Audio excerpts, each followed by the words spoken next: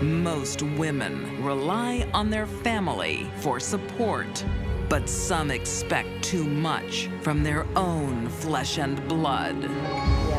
A greedy woman drags two teenagers into darkness. She had to involve her son and an innocent girl. I don't know what she's talking about. A manipulative mother betrays her firstborn. She's basically trying to throw her own daughter under the bus. You need to talk to my old boss, Sharky. And sisterly love solves a messy divorce. Even if he cried out, even if he had the strength to cry out, there was no one to hear him. These deadly women prove blood is thicker than water when they enlist their killer kin.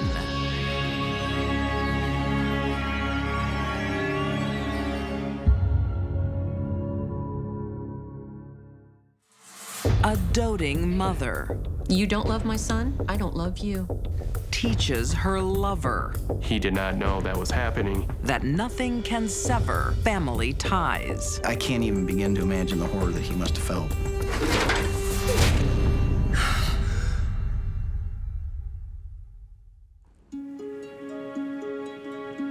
In 2009, That'll be $3. 45-year-old Denise Fry is living out her dream, running a cafe that's become the throbbing social hub of Marengo, Iowa. Hi, Joe. How things? Good, Denise. Keeping busy?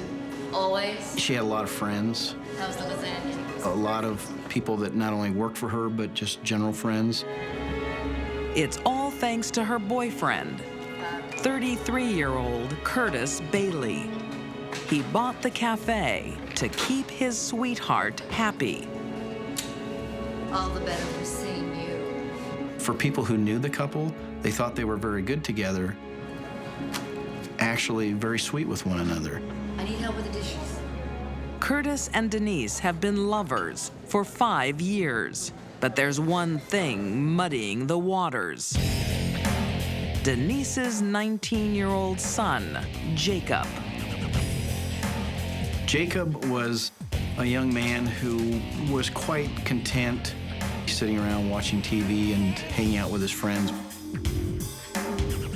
Curtis Bailey is probably one of the hardest working people that I ever knew. So I think naturally there was some strain between the two because of their differences. Did you take any money out of my wallet? No. There were hundreds in That here. strain reaches the breaking point when money goes missing. Jacob, did you take it? Of course he didn't. Denise is forced to divide her loyalties. That money could have fallen out of your pocket. I don't think so. Laziness, and now lying. It's the last straw for Curtis. Get your things and go. He kicks Jacob out of his house and out of their everyday lives. Curtis was very outspoken that he didn't like Jacob and banned him from not only their home, but from the cafe as well.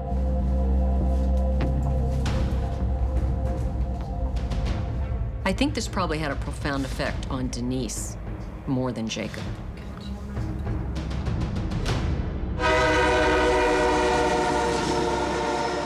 Instead of abiding by her boyfriend's wishes, Denise begins a life of deception, sneaking her son into the cafe. Denise did what she could to kind of work around the fact that those two were never going to get along. You'll be here soon. Jacob's still enjoying plenty of attention from his doting mom and from Denise's waitress, 19-year-old Jessica Dayton. Jessica Dayton was friends with Jacob Hilgendorf, and I guess actually they both described their relationship as friends with benefit. Denise knows this subterfuge can't last forever. Go. The only way to make it stop is to cut one person out of the picture. Hi. How was your day? And for Denise, blood is thicker than water. She was probably angry at him for not accepting her son, so There was a little revenge in there. You don't love my son? I don't love you. The overworked cafe owner is also hoping for a better payday. I think Denise liked a lifestyle that she couldn't have. I think she wanted to live a little higher on the hog, so to speak. As a construction foreman, Curtis is well off. He also has a life insurance policy worth $100,000. If she could get Curtis out of the way, she could have money, she could spend it the way she wanted, she could have her son back in the house, and she wouldn't have to work so hard. Denise doesn't want any blood on her hands, so she tries the subtle approach. Curtis was somebody who was known to enjoy beer and drank a lot of beer. And Denise was somebody who is very well versed in drugs, not only over-the-counter drugs, but prescription drugs. She had access to diabetic medication, insulin, syringes, and she had, on more than one occasion, injected Curtis with insulin when he was intoxicated, trying to get him to die of a reaction to the insulin.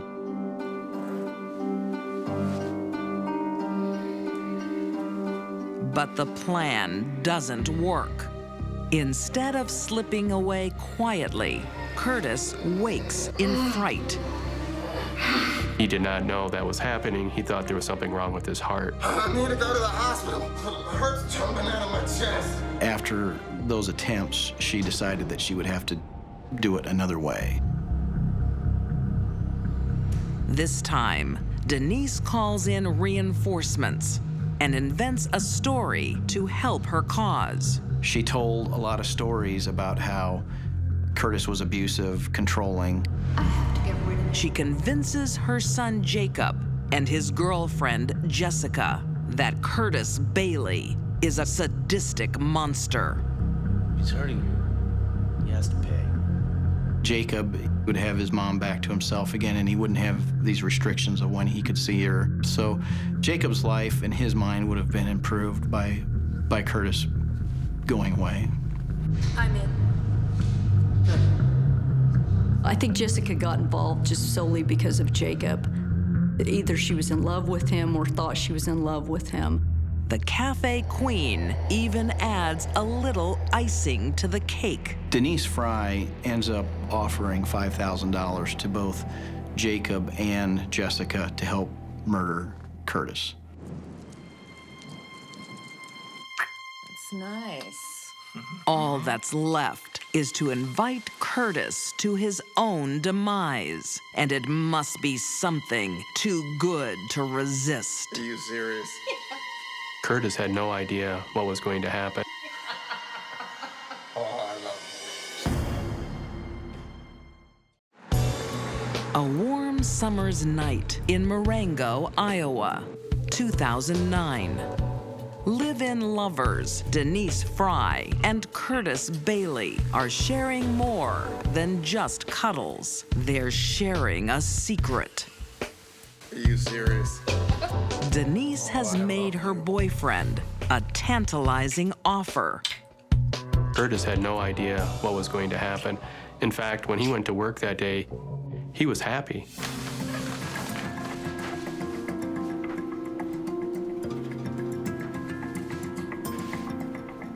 Curtis is bursting to tell someone the news. Kurt wasn't supposed to tell anybody. He wasn't able to keep it in, so he told his boss what was supposed to happen. I'm not meant to tell. It was a menage a trois between Denise and a girl named Jessica. Denise has organized a three-way.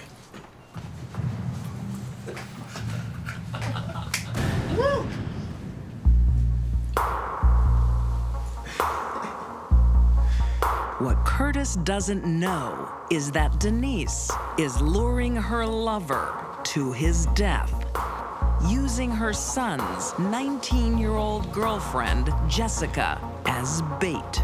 It wasn't enough for Denise to kill someone that she hated. She had to involve her son and an innocent girl.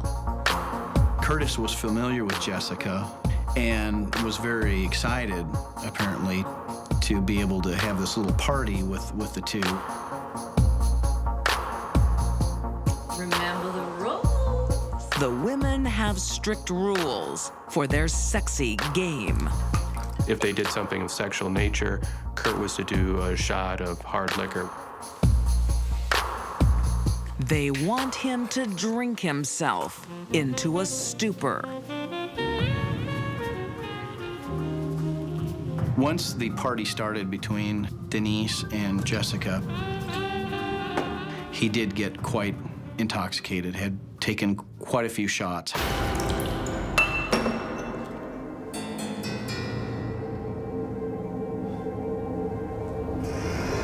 Just when things start to heat up, Curtis passes out, all according to plan. Once Curtis passes out, Jessica texts Jacob to come over. Denise was definitely the main player, the mastermind. Jacob and Jessica's role was to assist.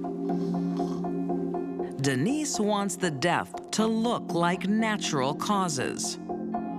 Denise came up with the idea that she could wrap his face in plastic wrap and smother him and kill him without leaving any marks.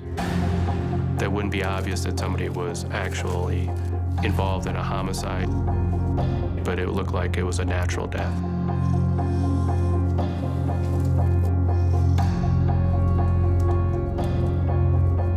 Everything goes smoothly until Curtis comes to. When Curtis wakes up and sees that his wife is basically standing over him along with her son and her son's friend, I can't even begin to imagine the horror that he must have felt. At what in the world is going on here? Curtis was gasping for air and started to fight back. The trio starts clutching at straws. They just started to grab anything within reach and started to beat Curtis with it. An ashtray, a candy dish, anything that was around in the house that they could use. It didn't seem to be working at first, so I guess they kept hitting him over and over again. They knew they wanted to kill him. They just didn't know how to do it. Basically, what it turned into was a Keystone Cops murder. With 3 people attacking him and the number of blows to his head, it was over fairly quickly. With up to 30 blows to his head, Curtis Bailey is dead. His killers now have a problem. We've got a very bloody, beaten body. There's no way she can call 911 and say her husband just had a heart attack. That's just not going to work anymore. There was an attempt by the 3 to clean up the house, but there was just no way that was going to happen. It's not working. Okay, we put everything in the bag. So eventually, Denise gets Jacob and Jessica to leave the house. Denise concocts an alibi, then calls the police. My boyfriend's been murdered. A story that Mexican drug dealers had come into the house and got into a fight with Curtis, and it ended up in Curtis being beaten to death. I heard noises. Oh, God. But detectives discover the blood is already congealed. Curtis was dead long before Denise says he was murdered. The police didn't believe it. I don't believe at all. They knew that something else had happened, and I think especially because there was so much blood and blood was all over her. Denise and the 2 teenagers are questioned. Then police search Jacob's car and find bags of bloody rags and blood-stained clothes. The matriarch still pleads innocent until her son decides to take the rap.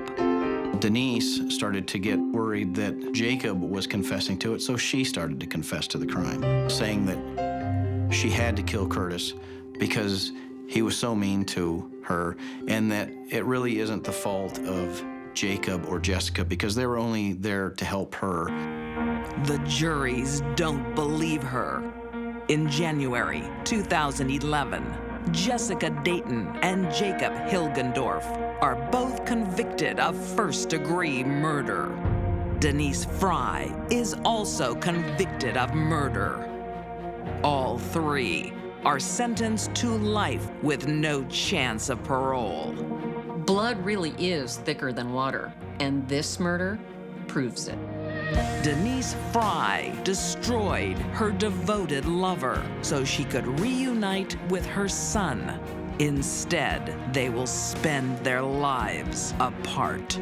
Basically, not only did she end the life of her victim, but really ended the life of the two teenagers. They will die in prison. Their lives lasted 18, 19 years, and that's it. They're done.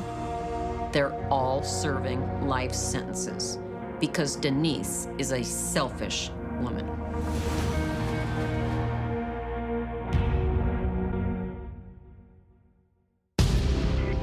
Some daughters will do anything for mom. Her mom taught her everything she knew. And that's not always a good idea. We just knew in our heart of hearts that she did that. I was shocked. Something was wrong with this picture. In the late 1990s, in Hawthorne, Florida, Scribble competition. It's another school day.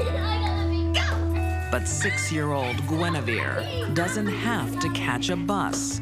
Her 27-year-old mom, Stephanie, homeschools her, while her husband, Bill, is away working for weeks. He had a lot of jobs where he would have to go out of state sometimes and work. Who's a happy girl? The younger years of their marriage, he was gone a lot. That means mom and daughter live in their own little world. Gwen basically was brought up being homeschooled and not really having too much interaction outside of the house with her mom. After 10 years, the arrangement turns sour. Did you pay those bills I sent the money for? Bill has been sending his wages home to provide for the family. I sent you the rent money. But the money seems to disappear. What are you accusing me of? As sister-in-law Brenda Hudnall remembers. He worked very hard for his family. He worked out of state in order to provide what he thought would be a good income for them. He'd come home and there would be no money. The bills wouldn't be paid. Stephanie suffered from what I call the princess syndrome. She contributed nothing to their marriage or their life except misery. By this time, Gwen is 17 and has a younger sister. And mom tells them it's all Dad's fault. Your father doesn't love us enough to keep a roof over our heads.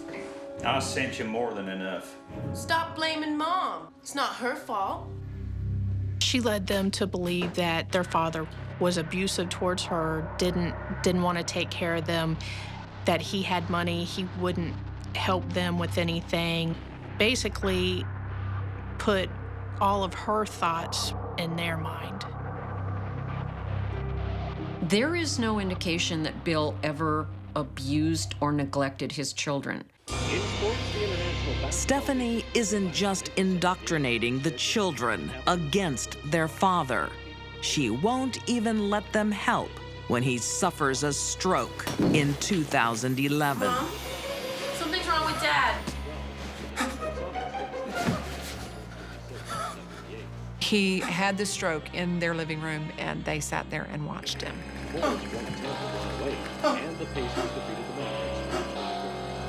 Should we call 911? No.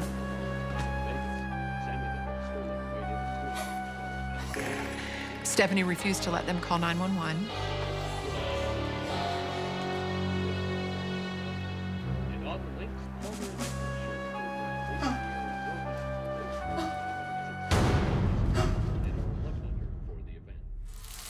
Bill recovers, but now knows the danger he faces in his own house. He confides in his brother. Tim, if anything ever happens to me, you'll take care of the children, won't you? Bill said to my husband, if anything should happen to me, would you please promise me you'll take care of my children? And Tim said, of course I will. Bill, what's going on? He says, we'll talk later. Goodbye, Grace. Bill decides to move out. He wants to end his marriage, but not the relationship with his children. You can come visit anytime. Bill wanted to stay in town so that he could see his children, whom he loved. But Bill had a mean and vicious spouse that was troubled. Got anything? Stephanie continues to undermine him. They would spend time with their dad, and their mother would pick them up. I miss you. Love you, Daddy. That they could not tell their dad they loved him in front of her, because on the ride home, she would really give them a hard time. I cannot believe you said you loved him after all he has done to us. How can you tell him that you love him, as awful as he is, and really made them hate him? He has to pay. Stephanie is sowing the seeds for a permanent separation. Bill should have left and stayed far, far away. Not living with Stephanie was the first step, but he didn't go far away enough. 2011, Hawthorne, Florida. For most of her life, 19-year-old Gwen Hudnall is under the control of her mother, Stephanie. Okay. Great. I'll let you know. Thanks, Dad. Now her father, Bill, is trying to break the unhealthy dependence. You got me a job. Guinevere was getting ready to go on this job with her dad. You can't take it. And Stephanie stopped her. I believe that was basically Stephanie trying to stop Guinevere from becoming self-sufficient, but still depending upon her. Then Stephanie does something odd. Maybe you'd like to stay over with your dad. On June 9th, 2011, That'd be lovely. she ceases hostilities and allows Gwen to stay over at her dad's place for the first time in months. Little does Dad know his daughter is a Trojan horse for his vindictive wife. She felt an obligation of some sort. I'm going to turn in. She did it to make her mother pleased with her. Good night. She waited for him to go to bed. She got the axe off the back porch, came around to his bedroom, and just started hitting him with the axe. When his body was expiring, it made a noise, and it scared Guinevere. And so she continued to hit him till she knew that he was dead. And Gwen decapitates her father. There was blood everywhere. There was brain matter everywhere, bone.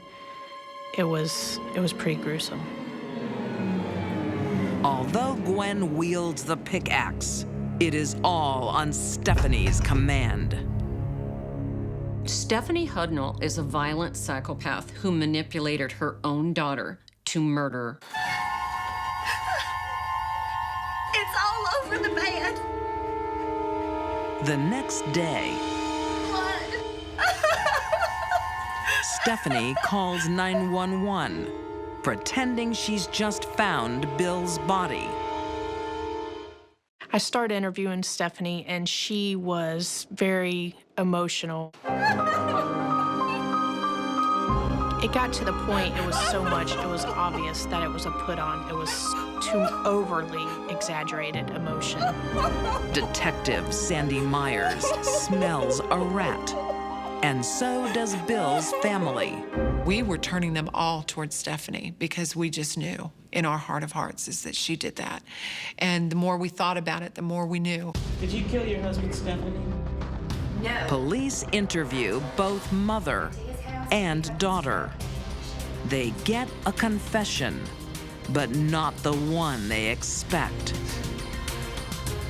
Mom, I told him the truth. I told him everything. I was very surprised that it was Gwen that had actually done the act and not Stephanie. I was shocked because I really, truly did not believe that child could do that. Guinevere gets a shock of her own. I don't know what she's talking about. She said, "Mom, I told him." And Stephanie was acting like she didn't know what she was talking about. Stephanie's already sacrificed her husband. Now she'll sacrifice her daughter.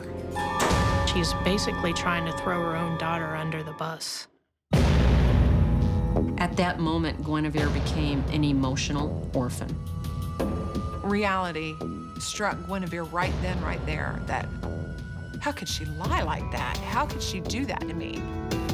Police discover Stephanie wanted her husband dead to receive his Social Security benefits.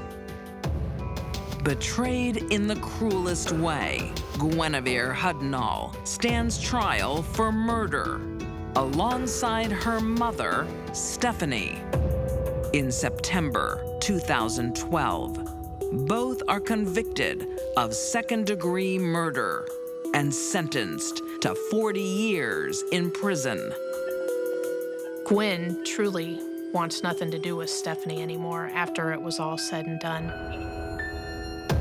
She realized in the end that she had been manipulated. Obviously, by then it's too late. Stephanie used her daughter as a weapon in her war against her husband. I believe that she had been planning this for a very, very long time.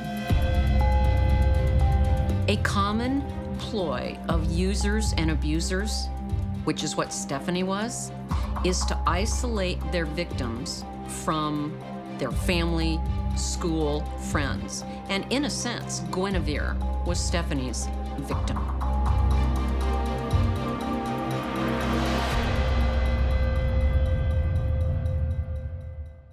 This is an insult.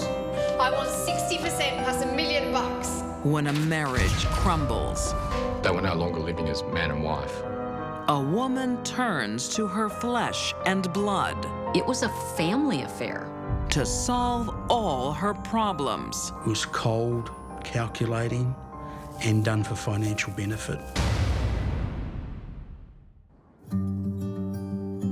Tamworth, in rural New South Wales, Australia, is harsh, arid country. But in 2002, it's loved by 42-year-old cattle breeder Jeffrey Ryan and his wife, Helen. Jeff sought out that particular property. It's good country, and it was a perfect spot for him to carry on his breeding business. Helen's sister, Janine, and mother, Coralie, are welcome guests. What do you really think of the house, Coralie? I'm very impressed. That's a nice piece of land, too. Jeffrey and Helen are happy for 4 years. Until Mother Nature intervenes.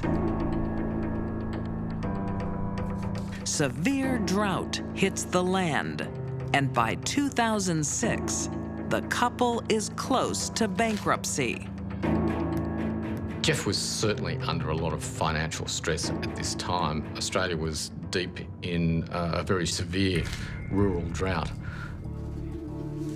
Within a couple of years, the cracks started to show in their relationship.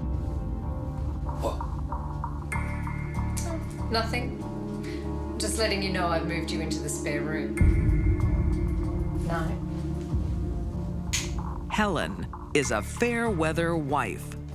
When the money dries up, so does her love for Jeffrey. They were no longer living as man and wife.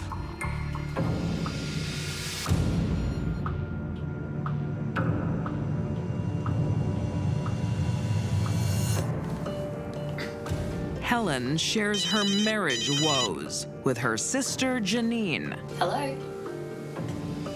Hey, Helen. Is everything all right? And reveals a dark secret, He's abusing me, sis. claiming Jeffrey is a wife beater. Gotta get it stopped. She poured her heart out over the phone to Janine, telling her that Jeffrey was abusing her, He wants everything his own way. that he was hitting her, and that she really needed someone to talk to about it. Just need some help. Helen isn't telling the whole truth. There is domestic violence, but Helen isn't the victim. She is the abuser. She even physically attacked him and left him with very severe bruising across his chest and upper arms.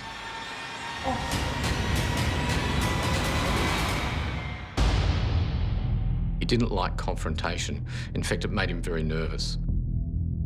I think that Jeff was certainly afraid of her from time to time. Jeff keeps the abuse secret. When he gets a job at a local chicken factory to supplement his income, Hi. Is everything okay? You look terrible. he meets a woman he can confide in. Anything I can do? She was just a friendly face that he felt that he could talk to. Thanks so much. It'll work itself out, I'm sure. Sharing the burden of what he was living with.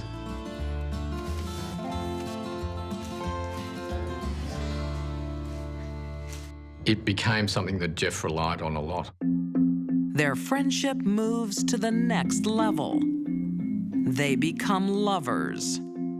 But Helen isn't a woman willing to share her man, even one she doesn't want. Helen couldn't accept that Jeff had found somebody else. The couple no longer shares a bed, but Helen still visits. Helen would often come into his room and sit on the end of his bed. He would find her just staring at him. Hey, what's happening? I want you to make love to me. She would badger him for sex. Oh, no. Constantly at him, time after time, to get him to sleep with her. No. I doubt that Helen really missed Jeffrey and wanted him to hold her and love her. That was just a game. Jeffrey's had enough. He starts divorce proceedings. He couldn't take it anymore. He really needed to get out of the relationship because Helen's controlling attitudes towards him just didn't allow him enough space to breathe. She was outraged that Jeff wanted to leave. She just couldn't handle the fact that he was telling her it was over. He offers Helen a financial settlement. This is an insult. It's a reasonable offer. She was determined to get what she thought was her rightful share of the property. I'm not settling for this. But it's not enough for Helen. I want 60% plus $1 million. That's a total of something in the order of $1.6 million, and Jeffrey simply didn't have money anywhere near like that. There was no way he could even consider agreeing to it. Helen has a plan to get what she wants, and it will be a family affair. She didn't want half the money in a divorce. She wanted all the money. The only way to get that was his death.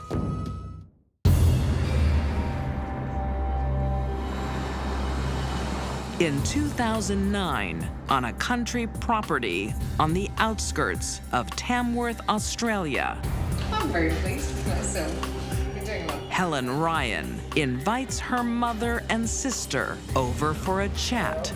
But this is no polite tea party. Ultimately, her goal was to sell off the property, get the money, remove Jeffrey altogether from her life. Helen thinks her 40-year-old sister, Janine, holds the key to her freedom.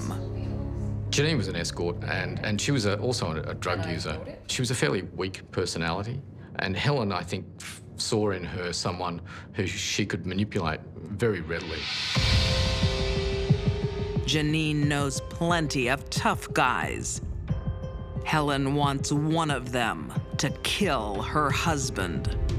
It literally took 2 phone calls. It was done. Can I afford it? But murder doesn't come cheap. She had to provide $15,000 up front, otherwise it was no deal.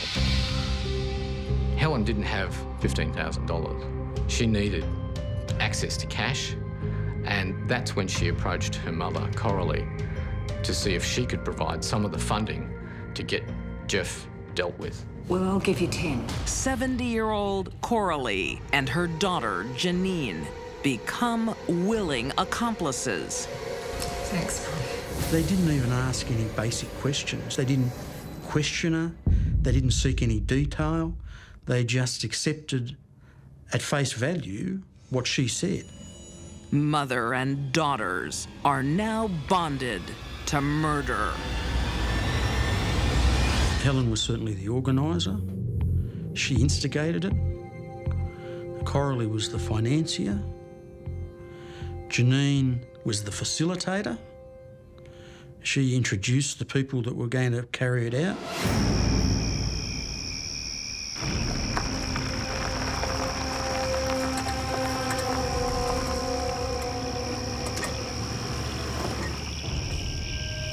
On the evening of October 23rd, while Jeff finishes off farm chores, hired killer, 45-year-old Kenneth Brooks, is watching. He knew, or must have known, exactly where Jeff would be. He made his way down the dirt road, carrying a 12-gauge shotgun.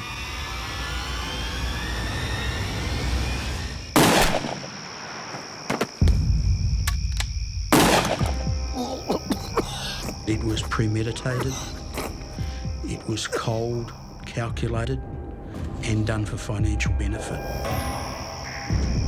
Jeffrey died alone, bleeding to death into the soil that he worked.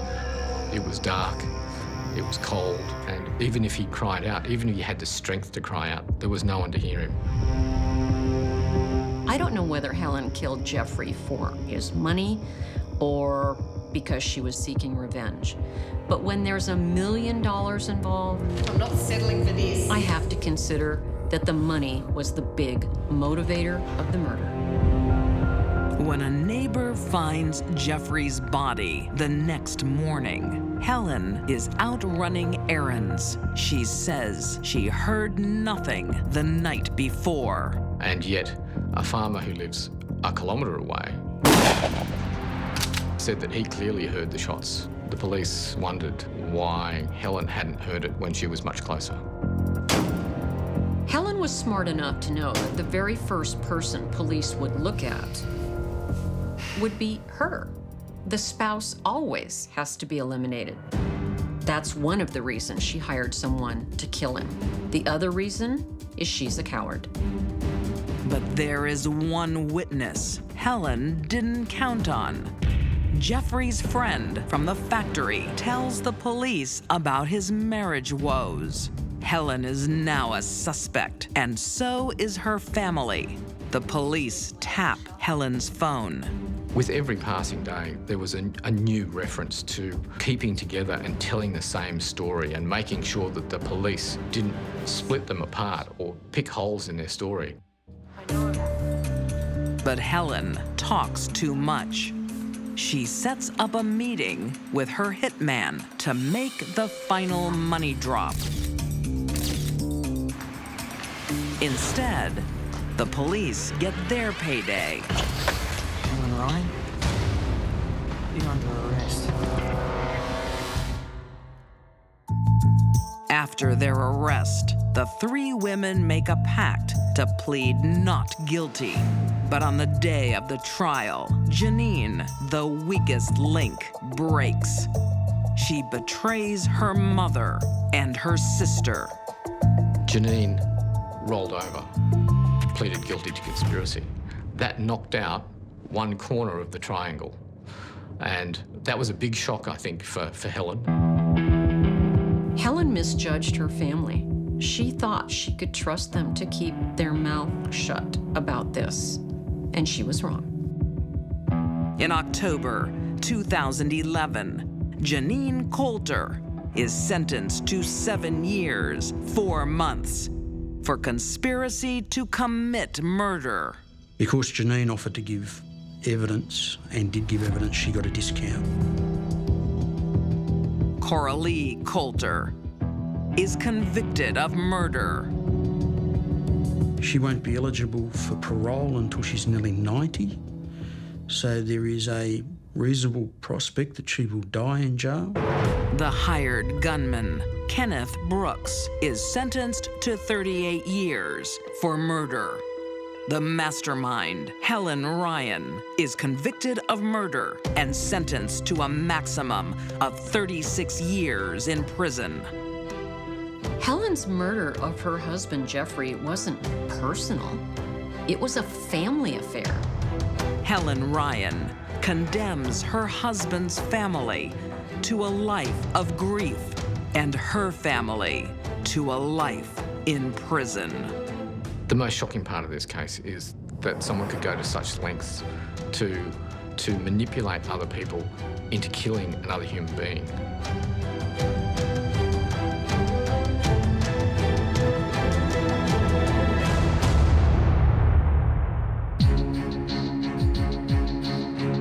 When they wanted to kill, these women knew exactly who to ask. Denise Fry coaxed her teenage son to murder. Stephanie Hudnall used her daughter as a pawn in a lethal game. And Helen Ryan created a sisterhood of sin. These deadly women kept it all in the family with their killer kin.